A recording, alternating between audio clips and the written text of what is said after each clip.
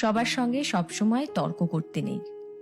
কেউ যদি আপনাকে বলে গরু আকাশে উঠতে পারে, তাহলে তাকে আপনি জানান যে হ্যাঁ, আপনিও তাই বিশ্বাস করেন। কারণ সবসময় সবাইকে ঠিক ভুলটা বোঝাতে নেই, সবাইকে এক্সপ্লেনেশন দিতে নেই।